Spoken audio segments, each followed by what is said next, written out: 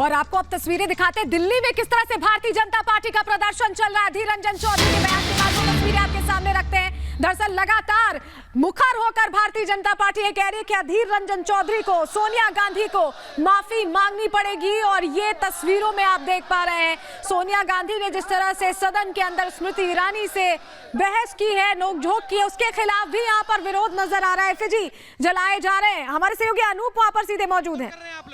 आज विरोध कर रहे हैं जो हमारी माननीय राष्ट्रपति जी को बनाया गया, उनके खिलाफ जो उन्होंने गलत व्यूज दिए हैं, उसके चक्कर में हम आज प्रोटेस्ट कर रहे हैं कांग्रेस पार्टी का।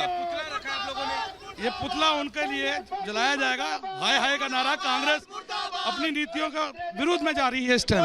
अधीर रंजन कह रहे हैं कि मानवीय भूल है, गलती हो गई। नहीं, अभी कहाँ कह रहे हैं वो, अभी उन्होंने कुछ ऐसा नहीं कहा, अभी तो सिर्फ उन्होंने बोला ही है। अभी कोई गलती उन्होंने मानी नहीं। माफी मंगवाएंगे आप लोग? बिल्कुल मंगवाएंगे। जब तक साल तब तक माफी मांगेंगे, मंगवानी पड़ेगी उसको। माफी मांगनी पड़ेगी जी, माफी मांगनी पड़ेगी जी। हम बार बार करते रहेंगे, हम बार बार प्रदर्शन करेंगे। सोनिया गांधी को माफी मांगना पड़ेगा। ये अधीर रंजन साहब है सर। ऐसा है, अधीर रंजन की जुबान तब क्यों नहीं फिसली जब श्रीमती प्रतिभा पाटिल राष्ट्रपति थी? क्यों ये इस आदिवासी महिला के लिए जुबान फिसली है? तो ऐसे आदमी को संसद सदस्य रहने का कोई अधिकार नहीं है। हम उसका इस्तीफा मांगते हैं। अधीर रंजन को बर्खास्त करो, अधीर रंजन इस्तीफा दो। हेलो मैडम, क्यों विरोध कर रहे हैं? क्योंकि देखिए अधीर रंजन जी ने किस प्रकार से एक दलित महिला का अपमान किया। वो सर्वोच्च पद पर जो हमारी महामहिम राष्ट्रपति जी को कहा राष्ट्रपति भाई साहब लो।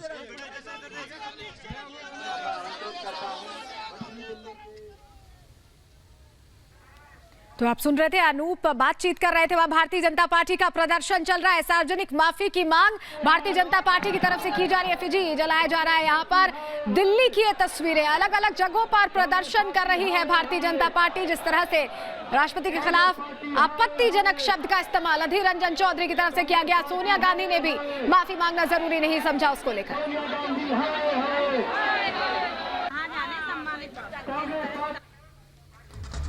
और चलिए आगे बढ़ते हैं। जब आप एटीएम जाते हैं तो अक्सर आपने देखा होगा कि 100, 200 या 500 के नोट ही एटीएम से बाहर निकलते हैं। 2000 के नोट अब बमुश्किल दिखाई देते हैं एटीएम से जब आप मनी विड्रॉ करते हैं। आखिर कहां गए ये तमाम 2000 के नोट? क्या है इसके पीछे का रहस्य, समझाते हैं इस रिपोर्ट के जरिए।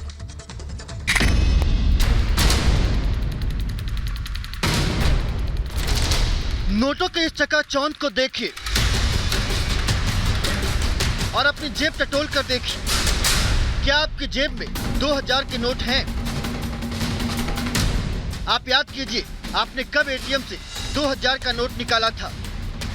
जरूर आपको याद करने में मुश्किल हो रही होगी, और याद रहे भी तो कैसे, जब आम आदमी के लिए 2000 के नोट सपने में सिमट कर रह गए हैं। अब सवाल है कि आखिर 2000 के नोट कहां गायब हो गए हैं? हालांकि हम दावा नहीं कर रहे हैं, लेकिन हाल के दिनों में देश के अलग अलग हिस्सों से ऐसी तस्वीरें सामने आई जिससे ऐसा लगता है जैसे 2-2 हजार के ज्यादातर नोट कैश लोग के काले खजाने में दबा दिए गए हैं। कोलकाता की कैश क्वीन, कैश लोग की ताजा तस्वीर पश्चिम बंगाल से आई है, जहां एसएससी घोटाले के आरोपी 5 अटॉर्नी के करीबी अर्पिता के अलग अलग ठिकानों से नोटों का खजाना मिल रहा है। जब्त किए गए नोटों में ज्यादातर नोट 2-2 हजार के हैं। अर्पिता के खिलाफ जैसे जैसे ईडी की जांच बढ़ रही है, नोटों का अंबार और पहाड़ बनता जा रहा है।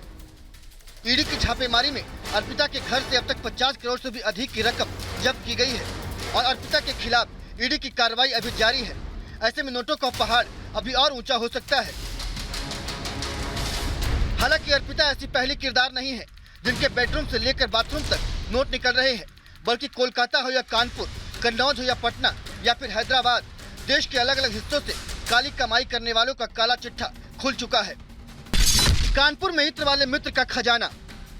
थोड़ा फ्लैशबैक में चलिए और कानपुर से आई इस तस्वीर को याद कीजिए, जहां इत्र कारोबारी पीयूष जैन के ठिकानों पर जीएसटी की टीम ने छापेमारी की तो जैन के घर से लेकर दफ्तर तक नोटों का अंबार मिला।